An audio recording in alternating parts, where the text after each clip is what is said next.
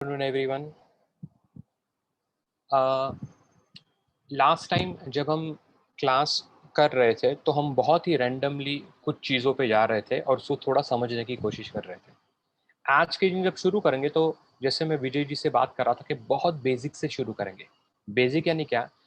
बहुत जो फंडामेंटल होते हैं उसको समझना ज़रूरी है, क्योंकि जब वो समझेंगे तो क्या वो कहना चाह रहा है, कौन सी मूवमेंट है, उसके बारे में थोड़ी जानकारी होगी। फिर उसके बाद हम आएंगे मस्कुलर सिस्टम पे। एक बार वो खत्म हो जाएगा तो हम एक्सरसाइज और योगासन के ऊपर आएंगे और फिर और गहराई में उतरेंगे। तो सबसे पहले जब हम बात करते हैं ह्यूमन बॉडी की, ह्यूमन बॉडी को एनाटॉमिकली कुछ टर्म्स दिए गए हैं या ये डिस्क्राइब करने के लिए कि वो जब टर्म यूज होता है तो वो एग्जैक्टली क्या कहना चाह रहा है। सो ऐसे पर्टिकुलर 10-12 टर्म्स है, उसको थोड़ा समझ लेंगे। ओके, अब ये है ना, ये जो पर्टिकुलर टर्म्स है ना, वो अपने बॉडी के लोकेशन के ऊपर डिपेंड करता है कि वो कौन से एग्जैक्टली हिस्से के ऊपर है। सबसे पहले जब हम बात करते हैं fundamentals locations of structures on the body, सबसे पहला है मीडियल। मीडियल यानी क्या? जो बॉडी की जो सेंटर लाइन है उसको मीडियल कहते हैं। क्या? Anything which is close to the mid line of the body is called as medial. Okay, मैं ये क्यों कहना चाह रहा हूँ, बिकॉज जब आगे जाके, बिकॉज आप थेरेपी कर रहे हो और आगे जाके आप जब रिपोर्ट्स पढ़ोगे तो रिपोर्ट्स के अंदर कुछ ना कुछ ऐसा मेंशन होगा जैसे कि the fracture is on the superior side of the elbow. तो सुपीरियर साइड यानी क्या, वो समझना जरूरी है। या मीडियल साइड यानी क्या, या वेंट्रल साइड यानी क्या, ये सब थोड़ा बेसिक अंडरस्टैंडिंग होना जरूरी है। इसलिए मैं बहुत शुरू से जा रहा हूँ और फिर आगे गहराई में जाएंगे। तो सबसे पहले जो मैंने बात की है वो है मीडियल। मीडियल यानी जो बॉडी के सेंटर लाइन में है, मिड लाइन में है, उसको मीडियल कहेंगे। और जो बाहर का किनारा होता है उसको लैटरल कहते हैं, यानी जो मिड लाइन से दूर है उसको लैटरल हिस्सा कहेंगे। ओके, तो एक बार मेरी तरफ देख लेना। सपोज मैं खड़ा हूं तो एनाटॉमिकली अगर आप कोई भी स्ट्रक्चर को देखोगे तो ये जो स्ट्रक्चर होता है ना, आप अगर स्केलेटल सिस्टम को देखोगे तो स्केलेटन ऐसा है और जो पाम है ना वो ऐसे सामने की तरफ फेस कर रहा है। So this is called as the structure of the body, the frontal part of the body. Yeah so जो सेंटर लाइन है वो मिड लाइन हो गई और जो बाहर वाली लाइन हुई वो है लैटरल लाइन। ठीक है, मीडियल हुआ सबसे पहला, दूसरा लैटरल। अब इसको थोड़ा सा और समझ लेंगे एग्जाम्पल से। एग्जाम्पल यानी क्या? सपोज मेरा पैर के, ये मेरे जो पैर के घुटने हैं बराबर, ये जो अंदर का घुटने का जो हिस्सा है ना इसको कहेंगे मीडियल लाइन, और बाहर का हिस्सा है घुटने का, बाहर की तरफ का, उसको कहेंगे लैटरल लाइन। ठीक है, इसलिए अगर आप रिपोर्ट देखोगे या फिर जब आप एनाटॉमी पढ़ोगे, आप लिगामेंट्स के बारे में पढ़ोगे तो लिगामेंट्स, 4 प्रकार के लिगामेंट्स है नी के पास। एक सामने है एंटीरियर क्रूशिएटिव लिगामेंट जिसको कहते हैं, और जो अंदर की तरफ का है ना उसको मीडियल साइड कहते हैं, मीडियल क्रूशिएटिव लिगामेंट। और जो बाहर है उसको लैटरल कहते हैं। इसलिए जो बॉडी के इन लाइन में है उसको मीडियल कहेंगे, जो बाहर की तरफ है उसको क्या कहेंगे? लैटरल। ठीक है, सो एक हो गया मीडियल, एक हो गया लैटरल। अब तीसरा प्रॉक्सिमल। प्रॉक्सिमल यानी क्या? जो क्लोज टू द ट्रंक और द मिड लाइन है, क्या? Closer to the trunk. और एक होगा डिस्टल। डिस्टल मींस जो थोड़ा सा दूर है। अब काफी बार मीडियल और लैटरल ये बहुत सिमिलर जैसे लगते हैं, मीडियल, लैटरल और प्रॉक्सिमल और डिस्टल, ये दोनों में एक फर्क है। एक फर्क क्या है? फॉर एन एग्जाम्पल, अगर मैं मेरे हाथ की बात करूं, so my fingers are distal to the shoulder और my shoulder is proximal to the spine. यानी क्या हो गया? एक है जो स्पाइन के या मिड लाइन के करीब है, और एक है जो एक्सट्रीमिटीज के अंदर थोड़ा दूर है। यानी दो चीजें हो गई यहाँ पर। एक हो गया प्रॉक्सिमल जो पास में है, एक हो गया डिस्टल। यूजुअली ये हिस्सा लिम्स के लिए इस्तेमाल होता है। लिम्स यानी क्या? दोनों हाथ और दोनों पैर। यानी shoulder is proximal to the spine and fingers are distal from the spine, पास में और दूर। पहले हमने बात की मीडियल, दूसरे हमने बात की लैटरल, तीसरी हमने बात की प्रॉक्सिमल, चौथी हमने बात की डिस्टल। सो प्रॉक्सिमल का अगर आपको लिखना है तो it can be called as closer to the trunk और mid line, and distal is called as away from the trunk और mid line.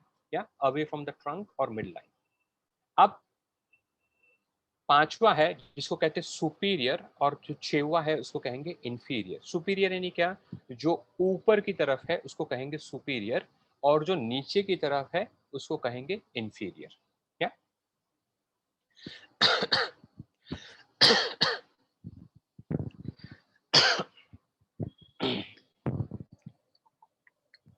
This is very important था, ये 6 प्रकार ये बता रहे हैं तो थोड़ा सा ध्यान बहुत, पूर्वक इसको, क्योंकि हाँ, ये आपके योगा थेरेपी में बहुत काम आने वाला है, इसके लिए मैंने ये आपको वीडियो भी स्टार्ट करने बोला है।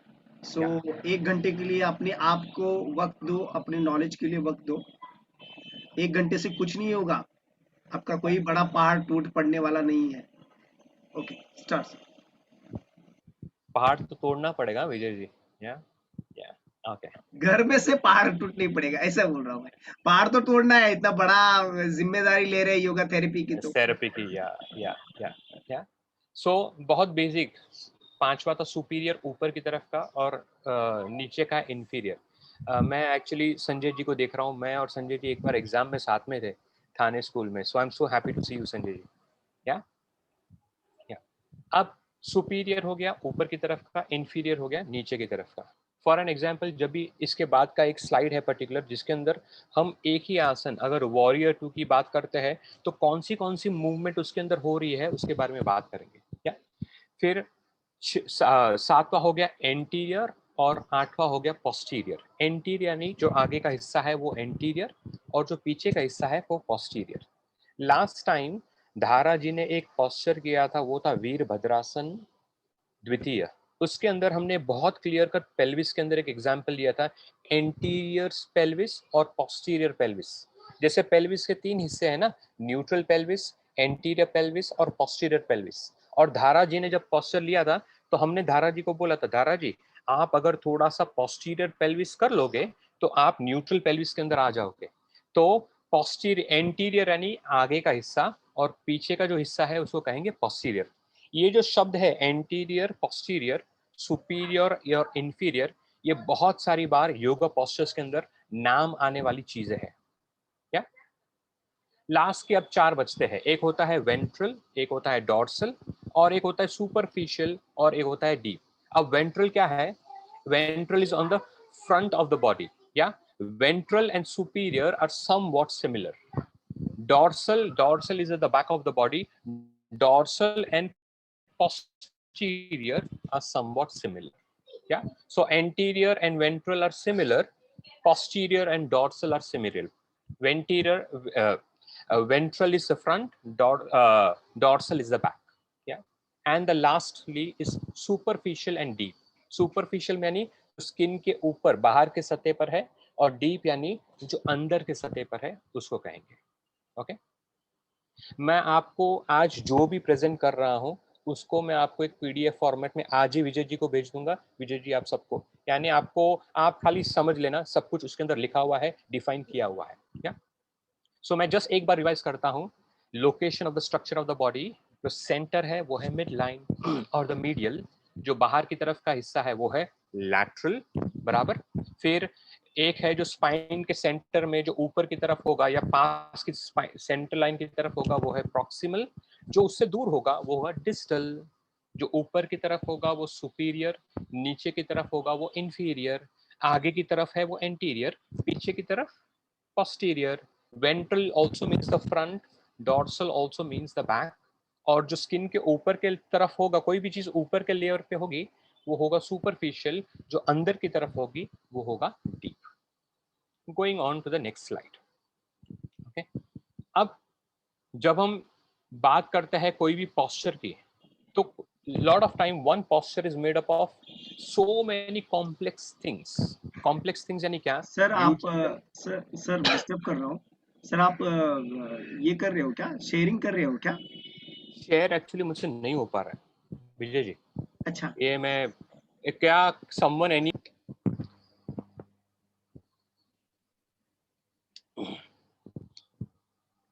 दारा जी ऐसा एंगल फिक्स करना ताकि खाली आपका पैर का पंजा दिख सके। यस ठीक है, थोड़ा सा नीचे और हो सकता है, बस बराबर। दारा जी आप वॉरियर 2 साइड व्यू से करना, हाँ ये वाला नहीं, ये वाला नहीं, ये हाँ ये वाला फ्रंट व्यू करना, फ्रंट व्यू करना, या बराबर। ओके अब हाँ, ओके दारा जी पैर बहुत डिस्टेंस हो गया है, थोड़ा कम होना चाहिए डिस्टेंस, बस। अब पैर को बेंड करो। अब अगर आप दारा जी के पैर के पंजे को देखो, राइट पैर के पंजे को, तो राइट पैर का पंजा देखो कैसा है, वो आर्च बहुत डिस्टिंक्ट है दारा जी के पैर के पंजे में, यानी आर्च उठा हुआ है, तो she is much more safer and comfortable, बराबर। दारा जी अगर आप पैर के पंजे को और फ्लैट करने की कोशिश करो, यही पोजीशन के अंदर, राइट पैर की पोजीशन के अंदर, फ्लैट मतलब किस तरह से? फ्लैट यानी वो ये जो आर्च है ना दारा जी, वो गिर जाता हो नीचे जमीन पे, अंदर की तरफ गिरता हो। ओके ठीक है, चलेगा। फिर भी वो आर्च अगर आप ध्यान से देखो तो दारा जी का जो फुट का जो आर्च है वो मेंटेन है, वो दिख रहा है। Okay Dara ji I will unpin you ना, ओके अनपिन यू ना, मैं आपको वापस एक बार वापस बुलाऊंगा बाद में। या अब just a second, just a second, ठीक, यस। अब मैं क्या यहाँ पे बताने की कोशिश कर रहा था कि जब पैर का पंजा होता ना, पैर के पंजे के बीच में आर्च होता है, ये आर्च बहुत इंपॉर्टेंट है योग के नाम के लिए, आसंस के लिए, स्पेशली स्टैंडिंग आसंस के अंदर। क्यों? बिकॉज आपका मूलभूत जो है ना वो पैर के पंजों पे ही टिका हुआ है। आपका पूरा बॉडी का वेट जब आप आसन करते हो तो पैर के पंजों के ऊपर है। अब पैर के पंजे 3 प्रकार के होते हैं, एक होता है ओवरली आर्च, एक होता है फ्लैट फीट, और एक होता है बराबर आर्च। तो अगर हमने धारा जी को देखा था तो धारा जी का जो आर्च था वो बहुत बराबर था, प्रोमिनेंट था, दिख रहा था। लेकिन कुछ ऐसे लोग होते हैं जो फ्लैट फीट वाले होते हैं। फ्लैट फीट वाले यानी क्या? फ्लैट फीट वाले यानी क्या? जो जिनका पैर का जो आर्च होता है ना वो कोलैप्स होता है, वो अंदर की तरफ गिरता है। इसीलिए अगर वो वही बंदा वीरभद्रासन द्वितीय करेगा तो उनका नी हमेशा अंदर की तरफ गिरा हुआ होगा। क्यों? क्योंकि पैर का पंजा गिर रहा है ना, तो पैर जब गिरेगा तो नी भी अंदर की तरफ गिरेगा। इसीलिए बहुत जरूरी है activation of the arch of the feet, और बहुत अलग अलग तरीके हैं इसको एक्टिवेट करने के लिए। जब मैं आगे की तरफ बढ़ूंगा तब इसके बारे में बात करूंगा, ऐसे उसको एक्टिवेट कर सकते हैं, कौन से मसल का इस्तेमाल करना है एंड सो ऑन। खाली अभी याद रखना कि जब हम ये वाली मूवमेंट करते हैं ना, इवर्जन इन्वर्जन वाली मूवमेंट, ये भी बहुत जरूरी है पैर के पंजे की। क्यों?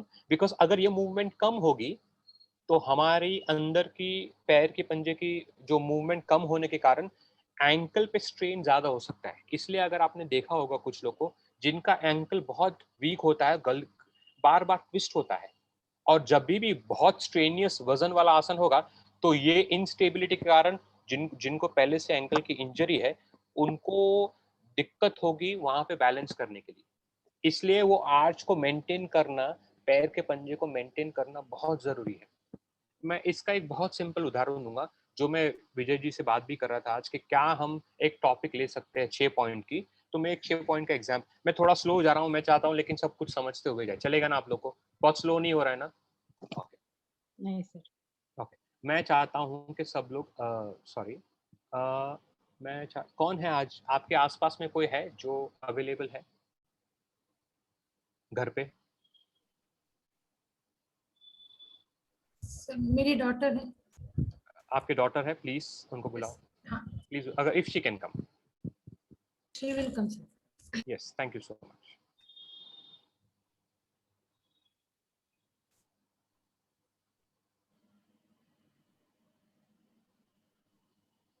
Yes sir.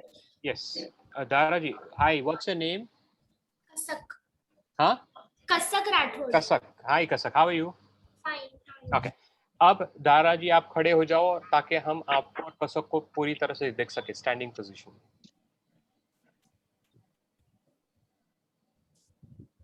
ओके, इस तरह से ताकि आप पूरे दिखो, सिर से लेके पैर के पंजों तक।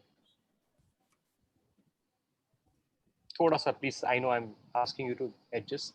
Thank you Kasak for adjusting. Yeah okay, अब धारा जी आप कसक को पूछ लो कि वो बराबर खड़े हैं क्या। कसक, आर यू स्टैंडिंग प्रॉपरली? बराबर ना? अगर कोई आपको धक्का दोगे तो आप गिरोगे क्या? हाँ धारा जी, कसक, if mummy pushes you, will you fall? Yes. If she pushes you very gently, not very forcefully, then you will fall. Kasak, will you fall? No, no. पक्का ना? देखो, you are saying no no 2 times. Okay, okay. अब धारा जी, कसक को थोड़ा push करो side से, थोड़ा पुश करो. देखो, she is losing balance. Okay, अब ये कसक push little धारा जी. Okay, fine. She is pushing very hard. Dhusa, badla vasool. Okay. Okay, wait. Kasak, don't go away. Kasak, don't go away. Don't go away. Okay. Kasak, what mummy did was she tried to push you, and as she was pushing you, you lost a little bit of balance. Do you agree with this? Yes. Yeah. Okay. Dhara ji, Kasak को एक बार वापस push करो. Even when you know that she is going to push you, still you are losing a little balance, right? अब now कसक आपको एक काम करना है, ठीक है? अपने जो पैर के पंजे है उसको ऊपर उठाओ, पैर के पंजों को ऊपर, हाँ, खाली पैर के यानी टोस को, पंजों को यानी खाली टोस को ऊपर उठाओ. लुक एट मी कसक. ये जो बॉल ऑफ द फीट है ना उसको मत उठाना, खाली पैर के अंगूठे को ऊपर उठाना. डोंट लिफ्ट द ऊपर. only toes. डायरेक्शन चेंज करती हूँ, विजिबिलिटी रहेगी. Yes, that will be better. Yeah, this is better. Okay, कसक, ये बॉल ऑफ द फुट नहीं, खाली टोस नहीं, बॉल ऑफ द फुट नहीं, कसक. Yes, खाली toes. Okay. After lifting the toes up, कसक, stretch the toes away from you, away from each other.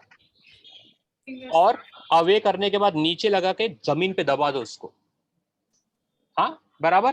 कसक, ऐसा लग रहा है कि आपने मैट को या जमीन को ग्रिप किया हुआ है, राइट ना? धारा जी, अब धक्का दो एक बार कसक को, जैसे पहले द सेम वैसे. कसक, ये आपने किया और पहले जो किया था जब आपने कुछ नहीं किया, अभी आपने ये किया, तो ये करने से कुछ फर्क गिरा क्या? हाँ, मतलब बैलेंस कम एकदम थोड़ा सा जा रहा है. बैलेंस बहुत थोड़ा सा जा रहा है, यानी आप बहुत स्टेबल हो गए हो. हाँ. बराबर कसक? हाँ. Yeah, Kasak, thank you so much. Thank you for coming, Kasak. Okay, now coming to the point. Form हो रहा है शायद सर. हाँ? फॉर्मनेस बढ़ जाती है, लेग्स On. Okay. के साथ फॉर्म हो जाता है, ऐसे मैं बोल रही हूँ शायद, है ना? नहीं, आप कुछ नहीं, मुझे पता नहीं चला. आप क्या बोल रहे हो? I mean she could hold the Ground well. Ground yes. well. Yes, ground well. Yes. हाँ? क्या होता है, काफी बार जब हम पैर के पंजे होते हैं, अगर आप सब लोग अभी चेक करो, मैं चाहता हूँ सब लोग खड़े हो जाओ और खाली अपने पैर के पंजे को देख लेना, कुछ करना मत, तो पता चलेगा एक पैर का पंजा शायद थोड़ा ज्यादा बाहर है, एक थोड़ा अंदर है. और दूसरा क्या होता है, हम काफी बार एक जगह पर ज्यादा रहते हैं, शायद यहाँ की तरफ या यहाँ की तरफ, इसलिए बहुत जरूरी है वो ग्राउंडिंग का काम करना. बराबर बलराम जी? सो Balram ji, when you are standing, or all of you, when you are standing, make sure that you are standing with ease and just stand like this normally. एक ऐसे पैर के पंजे को ढीला छोड़ दो, ऐसे ही स्टैंड करो, कुछ मत करना. अब देखो पैर में कैसी फीलिंग है, और अब सब लोग पैर के पंजे को ऊपर उठाओ, स्ट्रेच करो और नीचे दबा दो मैट के ऊपर. और अब पैर के पंजे में कैसी फीलिंग है उसको फील करो. दोनों में क्या, दोनों में फर्क है क्या? और अगर फर्क है तो मुझे बताओ क्या फर्क है. So it seems like a glue की तरह चिटक गए. पैर का पंजा चिटक गया, लेकिन और भी कुछ हो रहा है, और कुछ surface area is increased, sir. Surface area is increase. Surface area is perfect. increased. So it gives us more stability and balance. Yes. और कुछ? सब वो कर्व कम हो रहा है, कौन सा? आर्च. आज कम हो रहा है. ओके, अगर ज्यादा होगा तो कम होगा, जिसका कम होगा उनके लिए बढ़ जाएगा शायद. हाँ, ओके. और कुछ? कल्पना को क्या हो रहा है? कल्पना सुन रही है क्या तू? कर रही है ना? बोलो. यस. कल्पना जी बोलो, क्या हो रहा है? सर मेरे पैर में ऑलरेडी कर्व ज्यादा है, तो मुझे थोड़ा और कर्व फील हो रहा है, ज्यादा फील हो रहा है. Okay. Why this happens, Kalpana ji? Because of the activation of the feet, the arch increases. तो जिनका फ्लैट फुट है, जैसे मैं पहले बात कर रहा था, जो उनके फ्लैट फुट है, अगर वो ये करेगा, उनका फ्लैट फुट कम हो सकता है. लेकिन मैं और एक चीज पे पॉइंट करना चाहूंगा यहाँ पे, वो है जब आप खड़े रहते हो तो क्या आपने जब पैर के पंजे को एंगेज किया तो क्या आपको लगा कि थाइस के मसल्स टाइट हो गए हैं, पेट के लोअर भाग का हिस्सा थोड़ा सा टाइट हो गया है? यानी क्या हुआ, पैर का पूरा पंजा, पैर का हिस्सा थोड़ा एक्टिवेट होने लगा. This is called as activation of the leg. क्या कल्पना जी अभी आपने किया, आपको महसूस हुआ Kalpana ji? Yes sir, thighs थोड़ा स्ट्रांग लगता है और पेट पे भी फर्क पड़ता है. यस. हाँ, तो कुछ केसेस में जैसे जिनके फ्लैट फुट हो, अगर वो ये करेंगे तो बहुत उनके लिए फर्क गिरेगा. क्या तो काफ मसल पे भी थोड़ा सा प्रेशर टेंशन टेंस फर्क रहेगा. टेंशन बटक में भी थोड़ा सा टेंस रहेगा, बटक भी Yes, टाइट हो जाएंगे. क्या It broadens, you know, the surface it widens, increases. it widens actually. Yeah, it widens. Yeah. Okay. तो मैं क्या कहने की कोशिश कर रहा था कि पैर के पंजे में ये मूवमेंट फ्रंटल प्लेन की मूवमेंट है, इन्वर्जन वाली, या ये वाली मूवमेंट भी करना जरूरी है. हम ये वाली ही मूवमेंट करते, चलते तो भी, योगा करते तो भी ये वाली मूवमेंट होती, ये वाली मूवमेंट नहीं होती. ये बीच बीच में करना जरूरी है, ऐसी वाली मूवमेंट. क्या इससे दोनों साइड की तरफ का हिस्से में एक अच्छी स्टेबिलिटी, तो all over stability of the ankle can be achieved. ये हो गया frontal plane. Now let me coming to the last plane, the transverse plane. Okay, transverse plane यानी क्या, जो मेरे शरीर के हिस्से को ऊपर, अगर मैं, ये मेरा शरीर है और मैंने उसको बीच से काट दिया तो ऊपर और नीचे का हिस्सा, ये जो लाइन है ना, जिसको इसको कहेंगे transverse plane. Okay, so transverse plane क्या है? Transverse plane, it divides the body into the upper which is superior and the lower which is inferior parts. अब इसके अंदर कौन सी मूवमेंट होगी? रोटेशन और ट्विस्टिंग मूवमेंट होगी, वो इसके अंदर अकर होगी. ओके, सो हर रोटेशन की, जैसे वक्रासन किया तो वो इस वाली मूवमेंट है, अर्धमस्तिंद्रासन किया वो ये वाली मूवमेंट है. क्या ओके ओके, एक मिनट लेट मी, विजय जी आप स्लाइड चेंज करके वो जो पोस्चर था ना वीरभद्रासन 2 का, वो एक बार लेके आना. तो ये जो स्लाइड है ना पर्टिकुलर, जिसमें मूवमेंट डेफिनेशन लिखा गया है, उसके अंदर वो तीनों प्लेन कवर की गई है. ये जो कोरोनल प्लेन लिखा है ना, कोरोनल प्लेन मींस फ्रंटल, उसका दूसरा नाम फ्रंटल प्लेन है, खाली इतना ध्यान रखना. Coronal plane is frontal plane, then there is sagittal plane and then there is transverse plane. Sir आप भी कर सकते हैं, आपको मैंने होस्ट बनाया है, देखिए आपको अच्छा, होता है क्या.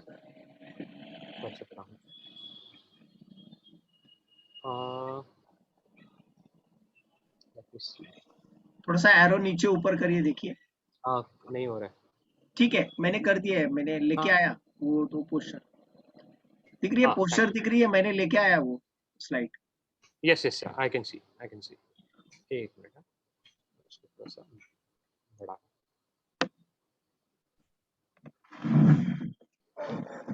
Okay, yes, okay. नाउ एक ही पोस्चर, ये जो क्या है वॉरियर 2, और लास्ट टाइम भी हमने वॉरियर 2 किया था, अभी भी वॉरियर 2 किया. क्यों? बिकॉज काफी बार हमको कॉम्प्लिकेटेड आसन्स करने का बहुत मजा आता है, बिकॉज चैलेंजिंग है ना, डिमांडिंग, इसलिए करने का मन भी होता है. सिंपल आसन्स तो क्या, एक पैर उठाना, क्या दो पैर भी क्या उठाना होता है. हलासन में जाओ तो मजा आएगा, दो पैर क्या है. लेकिन जितना हम जो चीज को सिंपल समझते हैं वो बहुत इंपॉर्टेंट होती है. फॉर एन एग्जाम्पल, एक पैर अगर आप बराबर उठाओगे, दोनों पैर बराबर उठाओगे, जिसको एक पाद उत्तानासन, द्विपाद उत्तानासन, अर्ध हलासन कहते हैं, वो हमारे कोर को बहुत स्ट्रांग बना सकता है. लेकिन नहीं, हमको तो सीधा विपरीत करने में जाना है ना, बराबर ना. तो हम क्या करते हैं, सिंपल वाले को छोड़ देते, कॉम्प्लेक्स की तरफ बढ़ जाते हैं, और वो कॉम्प्लेक्स में इतनी सारी एडजस्टमेंट होती है कि उसको संभाल पाना मुश्किल होता है. ये सेम चीज इसके अंदर होता है. अगर आप इसके अंदर 8 पॉइंट दिए गए, अभी जो हमने बात की फ्लेक्शन की, एक्सटेंशन की, लैटरल फ्लेक्शन की, देखो ये एक पोस्चर के अंदर कितनी अलग अलग मूवमेंट हो रही है. सबसे पहले अगर हम पहला पॉइंट देख ले, राइट पैर को, so the front knee which is the right leg, it goes into flexion, बराबर ना, वो बेंड हुआ, बराबर. लेकिन अगर आप दूसरा पैर देखो, ये अपना राइट थाई को देखो, राइट हिप को देखो, तो right hip is also going into flexion, यानी right knee is flexing and the right hip is also flexing, पास में आया, बराबर. अगर आप तीसरा पॉइंट देखो, सो द लेफ्ट लेग जो है, जो लेफ्ट पैर का पंजा है, the back leg, the left leg is doing is kind of hip x tends, वो एक्सटेंशन कर रहा है. और जो लेफ्ट पैर का पंजा है, लेफ्ट पैर का पंजा, वो बैक फुट क्या कर रहा है, इंटरनल रोटेट कर रहा है. ओके, मैं एक पॉइंट कहना भूल गया था, हाथ के शोल्डर के अंदर और हिप के अंदर दो मूवमेंट होती है। एक जो बाहर की तरफ होती है, ये मैंने हाथ का पंजा से बाहर घुमाया, ये हो गया external rotation of the shoulder, बराबर।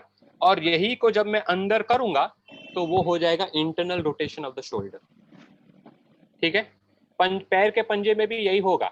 जब मैं पैर के पंजे को बाहर ऐसे खोलूंगा हिप से, तो वो हो गया external rotation of the shoulder of the hip joint, और जब मैं उसको अंदर कर लूंगा वो हो जाएगा internal rotation of the hip joint. उसका मैं एक सिंपल उदाहरण दूंगा। पद्मासन में बैठते हैं तो पद्मासन क्या है, internal rotation of the hip है कि external rotation of the hip है? इंटरनल इंटरनल होना चाहिए। एक्सटर्नल। एक्सटर्नल। क्यों? Internal. क्योंकि ये अगर मेरा अंदर पैर, ये एक नी है, क्या ये नी है, तो मेरा पैर का पंजा ऐसे घूम रहा है, so my hip is externally rotated, बराबर। जब आप दूसरा एग्जांपल दूंगा, आपको वीरासन मालूम है? वीरासन क्या है, बराबर ना? वज्रासन और वीरासन, वीरासन में क्या होता है, पैर के पंजे बाहर होते हैं और नी अंदर होता है। तो ये वाली मूवमेंट कौन सी हुई? इंटरनल ये इंटरनल हुई, because the knee are in, hip is internally rotated and Padmasan the hip is externally rotated. Clear? बराबर। अब हमने पैर के पंजे का एग्जांपल देख लिया, एक बार हाथ का देख लेते हैं। जब गौमुख आसन करते हैं तो गौमुख आसन के अंदर जो हाथ होता है, हाथ एग्जांपल नीचे वाला हाथ ले लो, वो कौन सा मूवमेंट होगा? External external. Yes external. External, yes. Okay. और दूसरा हाथ होगा वो क्या होगा? अंदर से इंटरनल। वो भी एक्सटर्नल लग रहा है इसका। दोनों भी तो ऊपर- एक्सटर्नल है। जो ऊपर वाला हाथ है वो एक्सटर्नल हुआ, बाहर की तरफ घुमा। अंदर वाला इंटरनल। नीचे वाला इंटरनल मूवमेंट हुआ। इंटरनल ये अंदर देखो, shoulder is falling forward, it is internal rotated. यानी क्या है, जब हम बात करते हैं एक योगा पोस्चर के अंदर, पोस्चर की, उसके अंदर इतनी सारी चीज कवर होती है। यानी it is a complex posture where, अगर हम वीरभद्रासन की बात करें तो राइट नी फ्लेक्स हो रहा है, राइट हिप फ्लेक्स हो रहा है, लेफ्ट लेग एक्सटेंड हो रहा है, लेफ्ट पैर का पंजा इंटरनल रोटेट हो रहा है, स्पाइन जो है वो एक्सटेंड हो रहा है, ऊपर से आर्म में कैसी मूवमेंट हुई, बाहर जाने वाली मूवमेंट को क्या कहेंगे? अडक्शन, बराबर ना, दूर जा रहा है ना, अडक्शन। सो अडक्ट हो रहा है। फिर अगर आप यहाँ पे देखो तो नेक क्या हो रहा है, वो घूम रहा है, so neck is rotation of the head, rotation of the neck. यानी इन शॉर्ट, एक आसन के अंदर कितनी सारी कॉम्प्लेक्स मूवमेंट बनी हुई होती है। If you have any doubt, please ask. Sir, I didn't get that internal and exterior. मतलब गोमुख आसन में ये इंटरनल एक्सटर्नल किस? Gomukhasana is an internal rotation. Internal. या अगर आप फॉर एन एग्जांपल, जब आप पैर के पंजे को स्प्लिट करते हो और पैर के पंजे को खड़े रखते हो, जैसे उग्रासन जिसको कहते हैं, वो हो गया एक्सटर्नल रोटेशन। ठीक है। मैं चाहूंगा जो नीचे प्रीति जी, आपको मैं पिन कर रहा हूँ, आप बैठो इस तरह से ताकि yes. Let's see this example. आपका आवाज क्लियर नहीं। अभी आ रहा है मेरा आवाज प्रीति जी? हाँ प्रीति जी, आप इस तरह से बैठो कि हम आपको क्रॉस लेग में बैठे हुए देख सकें। Okay.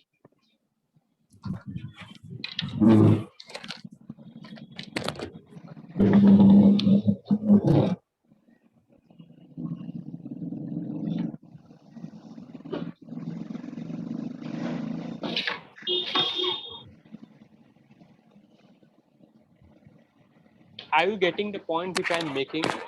Because I don't want to just talk about it. I want to just do it in such a way that practically we can see. Yeah? Okay, Preeti ji बराबर है. Okay, प्रीति जी आप एक पैर, प्रीति जी आप दोनों पैर को सीधा कर दो, दंडासन में बैठो. दंडासन में सब स्पेस का हाँ ओके ओके हाँ चलेगा प्रीति। ओके ये व्यू थोड़ा सा यहाँ से डार्क आ रहा है, अगर यही लैपटॉप उस तरफ आपका होता तो वो ज़्यादा बेटर होता। थोड़ा सा ब्राइट, ये ग्लेयर के कारण वो डार्क दिख रहा है ना, ग्लेयर के कारण। ठीक चलो है ठीक है, हाँ ठीक है ठीक है ठीक है, चलेगा चलेगा चलेगा। अब प्रीति जी आप एक पैर को बेंड करो जैसे वक्रासन में करते हैं। राइट पैर को हाँ नी से बेंड करो। नहीं Okay. जैसे वक्रासन में करते हैं, नहीं वक्रासन। तो Vakrasana I didn't get. Twisting twisting twisting twisting, हाँ हाँ हाँ, मरीचे आसन 3 हाँ। या ऐसा कुछ कहते हैं जिसको, हाँ बराबर है। ये हाँ ऐसे हाँ वाला, ये ऐसे वाला। लेकिन मैं चाहता हूँ आप हाँ। ये पैर को, लेफ्ट पैर को सीधा कर दो और राइट पैर को बेंड करो। ओके ओके बस, हाँ बस इतना ही, बस इतना ही, बस इतना ही, बस इधर ही रखना बस।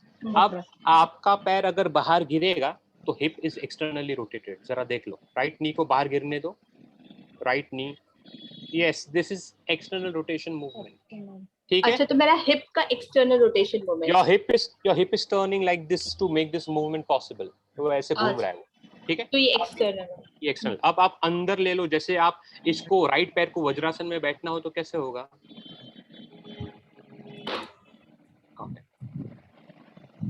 तो ये हो गया इंटरनल मूवमेंट, बराबर।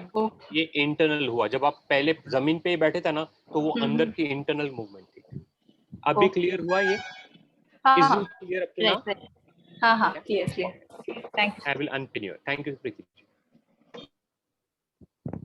So, हर आसन बहुत सारी कॉम्प्लिकेटेड चीजों से बना होता है और काफी बार कुछ लोग जब प्रैक्टिस करते हैं तो अटक जाते हैं कहीं से। इसीलिए as a yoga teacher, specially now as a therapist, from muscle point of view it is very important to understand कि मुझे कौन सी चीज रोक रही है आसन करते वक्त।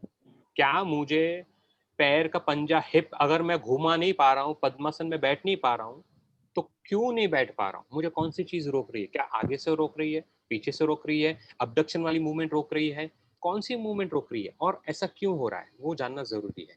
और अगर मुझे कुछ रोक रही है तो क्या मैं उस पर्टिकुलर हिस्से में काम करके वो वाली मूवमेंट जिसको रेंज कहते हैं वो रेंज बढ़ा सकता हूँ कि नहीं। लास्ट टाइम मैंने क्लास में 2 शब्द का इस्तेमाल किया था, डिजाइन रेंज ऑफ मोशन और individual range of motion.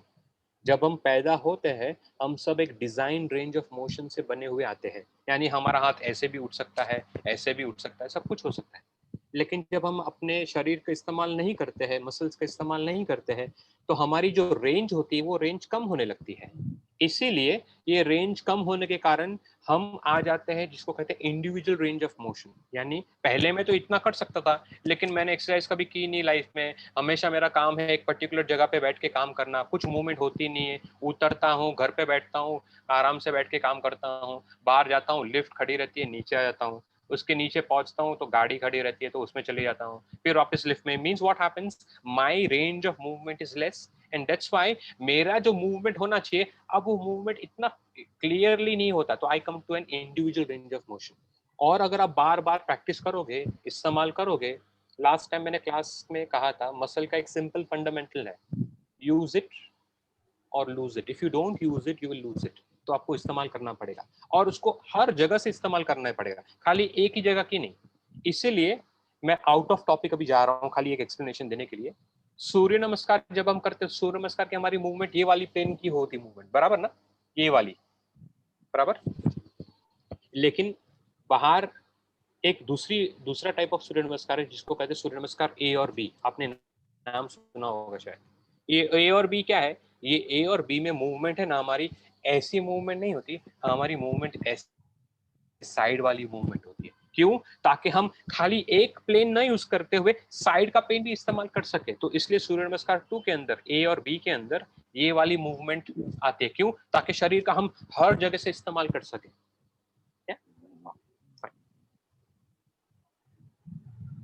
Okay, I okay all? कुछ समझ आ रहा है? थोड़ा थोड़ा भी समझ में आएगा तो ठीक है, बिकॉज कुछ चीजें थोड़ी रेपिट होगी ना तो और क्लैरिटी लेके आएगी। इसके नीचे की स्लाइड में मैंने डेफिनेशन सब पे दिए हुए हैं। 5 मूवमेंट्स क्या है, फ्लेक्शन यानी क्या, एक्सटेंशन यानी क्या, जब भुजंगासन करते तो एक्सटेंशन है, जब हम शलभासन करते तो एक्सटेंशन है। जो भी बैकवर्ड वाली मूवमेंट है वो है फ्लेक्शन, फॉरवर्ड वाली फ्लेक्शन, बैकवर्ड वाली एक्सटेंशन। विजय जी इसके नीचे की स्लाइड में, इसके अंदर, इसके नीचे वाली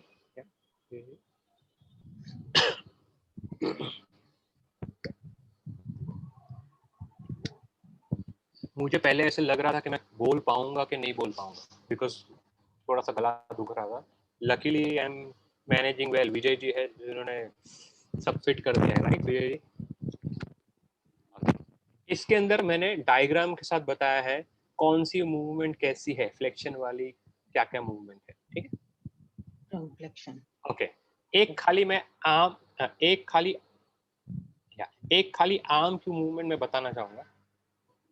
ये हो गया फ्लेक्स, ये हो गया एक्सटेंड, बराबर। अब हाथ जब ऊपर जाएगा इसको कहेंगे फ्लेक्शन, जब हाथ नीचे से पीछे की तरफ जाएगा उसको कहेंगे एक्सटेंशन।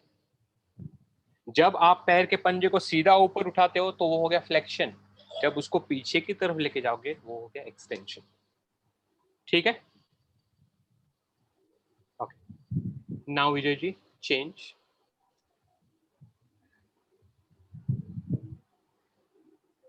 सो ये 5 स्लाइड में क्या क्या मूवमेंट है, फ्लेक्शन, एक्सटेंशन, अबडक्शन, अडक्शन और ट्विस्टिंग। अभी तक हमने क्या देखा है, एक बार रिवाइज कर दूंगा। अपने बॉडी के स्पेसिफिक कुछ पर्टिकुलर हिस्सों के कुछ नामकरण हमने आज किए। नामकरण जो पहले थे उसको समझा, superior, inferior, anterior, posterior and superficial, deep and all that. उसके बाद हमने समझा कि बॉडी में 5 मूवमेंट होते हैं, flexion, extension, axial rotation, axial flexion and stretching. और ये क्या क्या मूवमेंट है, उसके क्या काम है। हमारे शरीर 3 प्लेन के अंदर बने हुए हैं, सजाइटल, फ्रंटल और ट्रांसवर्स प्लेन। इस सारे प्लेन को इस्तेमाल करना भी जरूरी है ताकि बॉडी हमारा हेल्दी हो सके, ताकि हम पूरा रेंज इस्तेमाल कर सके। उसके बाद एक पोस्चर को हमने वीरभद्रासन देखा, how one posture which is Virabhadrasana has so many things into it। खाली वो एक मूवमेंट नहीं है, इतनी अलग अलग मूवमेंट बनते हुए वो एक मूवमेंट बनती है। इसलिए जब हम योगा पोस्चर्स करते हैं तो थोड़ा सा ध्यान से करना है। क्यों ध्यान से करना है? क्योंकि सब लोग एक जैसे दिखेंगे नहीं। तो मैं एक नया टर्म अभी इस्तेमाल करूंगा, थोड़ा समझ लेना इसको। क्या? There is something which is called as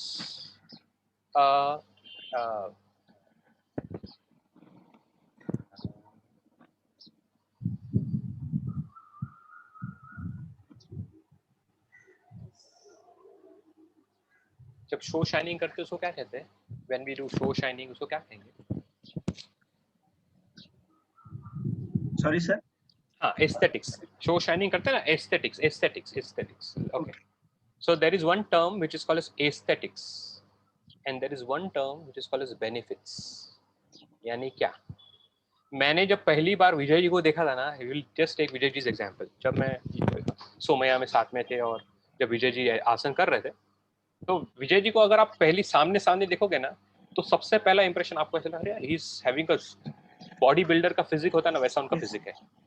तो साथ ही साथ एक धारणा बन जाती है मन में, अरे जिम वाला बंदा लगता है, तो पादहस्तासन तो होगा ही नहीं इसका, या फिर पश्चिमोत्तानासन तो होगा ही नहीं, बिकॉज मसल वाले हैं ना। मसल वाले का क्या होता है, वो मसल टाइट रहते हैं तो मूवमेंट सपलनेस इतनी नहीं होती।